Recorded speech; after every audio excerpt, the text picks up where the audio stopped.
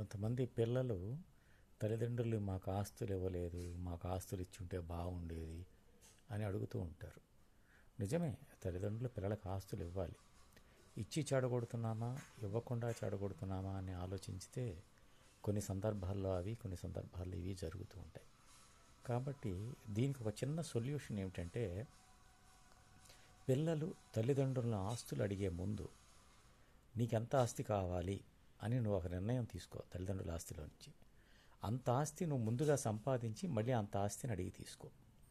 లేదు, తాతల ముత్తాతల ఆస్తులు మీ తల్లిదండ్రులకు వచ్చి ఉంటే అందులో నుంచి వాళ్ళు పాడు చేయకోకుండా దాన్ని ఇప్పటిదాకా ఉంచారు అంటే వాళ్ళు ఎంతో కష్టపడి ఆ ఆస్తిని అలా ఉంచినట్టు లెక్క.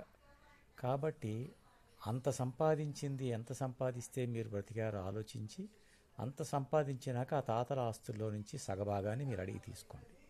అంతే తప్ప తల్లిదండ్రులకి ఆస్తులు ఉన్నాయి, తాతలు సంపాదించినవి ఉన్నాయి, ముత్తాతలవి ఉన్నాయి, లేకపోతే వీళ్ళు సంపాదించుకున్నది ఏం చేసుకుంటారు మాకు ఇవ్వాలి అంటే తల్లిదండ్రులు మీకు ఇస్తూ కూర్చో ఉంటే మీరు సోమరిపోతుల్లాగా ఉండి గడిపేద్దామనా? లేకపోతే ఆస్తుల కోసమే పుట్టారా? మిమ్మల్ని కని పెంచి పెద్దవాళ్ళని చేయడానికి ఎన్ని బాధలు పడితే ఆ స్థితికి వస్తారో మీరు ఒక్కసారి ఆలోచించండి.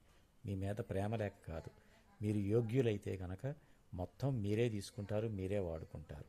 మీ తొందరపాటు చర్యల వలన ఎక్కడ ఉన్నది పోతుందో అన్న భయంతోనే మీ పేరెంట్స్, మీ తల్లిదండ్రులు మీకు ఇవ్వకపోవడానికి కారణం. అది అర్థం చేసుకొని వాళ్ళని ప్రేమతో చూసుకుంటే మీరు అడగకుండానే ఉన్న ఆస్తులన్నీ మీకు వస్తాయి. మీరందరూ కలిసి సంతోషంగా ఉండొచ్చు.